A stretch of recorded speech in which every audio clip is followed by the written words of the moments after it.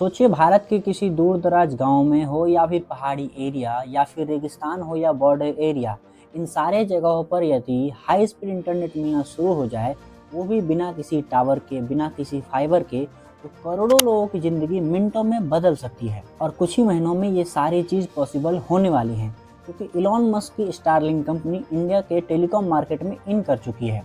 लेकिन सवाल ये है कि क्या स्टारलिंक जियो और एयरटेल के मार्केट को ख़त्म कर देगी? दूसरा सवाल ये है कि क्या ये आम आदमी के लिए है या फिर अमीरों के लिए? और भारत सरकार स्टारलिंक के लिए इतनी सख्त रूल क्यों लाई है? और जियो और एयरटेल अपने करोड़ों रुपए स्टारलिंक को भारत से बाहर रखने के लिए क्यों खर्च कर दिए? देखिए, स्टारलिंक स्पेसएक्स की एक इंटरनेट सर्विस है जो इंटरनेट देने के लिए लो अर्थ ऑर्बिट में अपने सैटेलाइट का इस्तेमाल करती है। अभी तक स्टारलिंक के पास 7000 से ज़्यादा सैटेलाइट है और ये सारे सैटेलाइट ग्राउंड लेवल से 550 किलोमीटर के ऊपर हैं, जिसकी वजह से हाई स्पीड इंटरनेट मिलता है और इंटरनेट की लेटेंसी बहुत कम होती है। यानी कि जूम कॉल हो या किसी भी तरह का वीडियो कॉन्फ्रेंसिंग या गेमिंग हो या हाई क्वालिटी डाउनलोडिंग, ये सारे चीज़ बिना किसी रुकावट के ईजिली हो सकते हैं। पहले ये जानिए कि इंडिया में स्टारलिंक क्यों आना चाहती है। तो देखिए, इंडिया का जो इंटरनेट मार्केट है वो दुनिया का सेकेंड लार्जेस्ट इंटरनेट मार्केट है, जिसमें केवल दो कंपनी हैं, एक जियो और दूसरा एयरटेल।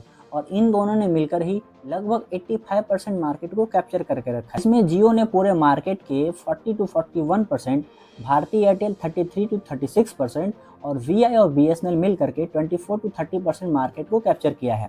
और दिन पर दिन देखा जाए तो वीआई और बीएसएनएल के कंज्यूमर धीरे धीरे कम होते जा रहे हैं। यहाँ तक कि अंबानी और सुनील मित्तल ने करोड़ों रुपए इसलिए खर्च कर दिए ताकि स्टारलिंक इंडिया में ना आ पाए। लेकिन इनकी मोनोपोली ज़्यादा दिन नहीं चली और 8 दिसंबर 2025 को स्टारलिंक को ऑफिशियली इंडिया में लॉन्च कर दिया गया। और स्टारलिंक की तरफ से आपको एक छोटा सा डिवाइस दिया जाएगा जिसे बस एक खुली आसमान दिखनी चाहिए। और ऐसा पहली बार हुआ है कि इंडिया के सबसे बड़े उद्योगपति मुकेश अंबानी को किसी विदेशी कंपनी के सामने झुकना पड़ा। लेकिन जो सरकार इंडिया में स्टारलिंक को एंट्री नहीं दे रही थी, अचानक से वो स्टारलिंक कंपनी इंडिया के मार्केट में कैसे इंटर हो गई? मोदी जी ने डिजिटल इंडिया की शुरुआत तो कर दी, लेकिन अभी भी हजारों गांव और लाखों लोग ऐसे हैं जो इंटरनेट से कोसों दूर हैं। और आज के टाइम में सरकारी एग्ज़ाम का फॉर्म भरना, सरकारी स्कीम में अप्लाई करना और बहुत सारे बैंकिंग सर्विसेज या फिर हो ऑनलाइन पढ़ाई, ये सारे चीज़ इंटरनेट पर ही डिपेंड हो चुका है। और इन सब चीज़ों को फुलफ़िल करने के लिए जियो और एयरटेल को अभी बहुत लंबा समय लग जाएगा।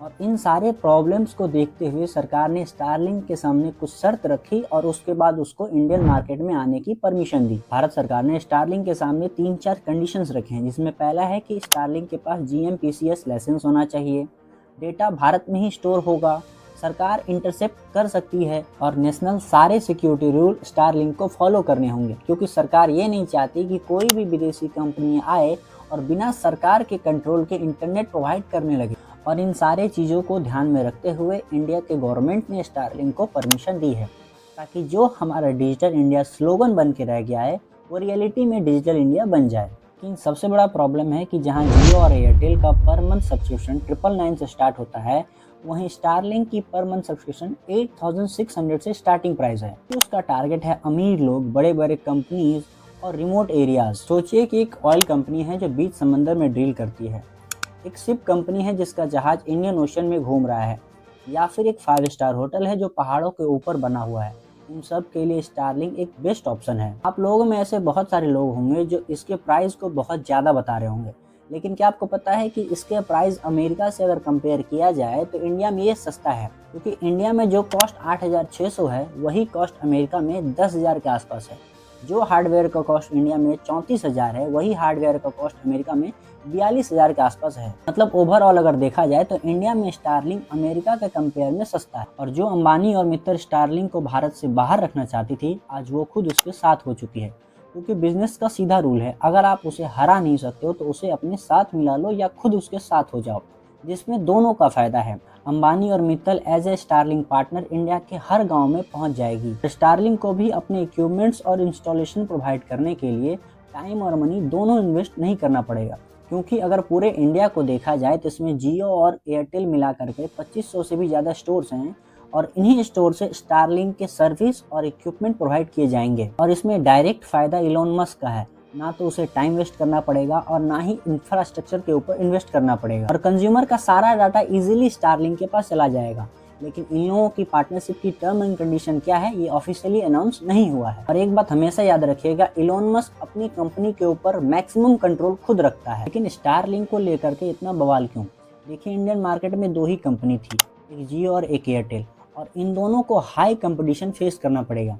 साल 2024 का प्राइस हाइक आपको याद ही होगा, अचानक से 20 to 25% प्राइस बढ़ गया था, जो अब शायद ही पॉसिबल होगा क्योंकि लोगों को तीसरा ऑप्शन मिल चुका है। इसीलिए कहते हैं मार्केट में मोनोपोली नहीं होनी चाहिए। इंडिया के एयरलाइंस में शायद ही अभी इंटरनेट सर्विस मिल रहा होगा, लेकिन स्टारलिंक वर्ल्ड के बहुत सारे एयरलाइंस कंपनी को इंटरनेट सर्विस दे रहा है। समुद्र में बहुत सारे ऐसे जहाज हैं जो बेटर इंटरनेट कनेक्शन के लिए तरस रहे हैं। बॉर्डर एरिया में इंटरनेट सर्विस करने के लिए स्टारलिंक परफेक्ट है क्योंकि वहाँ टावर नहीं बनाया जा सकता है, और ये सारे हाई वैल्यू कस्टमर है जो स्टारलिंक को प्रीमियम तक पे करने के लिए तैयार है। सारे चीज़ों को देखने के बाद लगता है कि इंडियन इंटरनेट मार्केट में स्टारलिंक एक बहुत बड़ा टर्निंग पॉइंट बनकर आया है।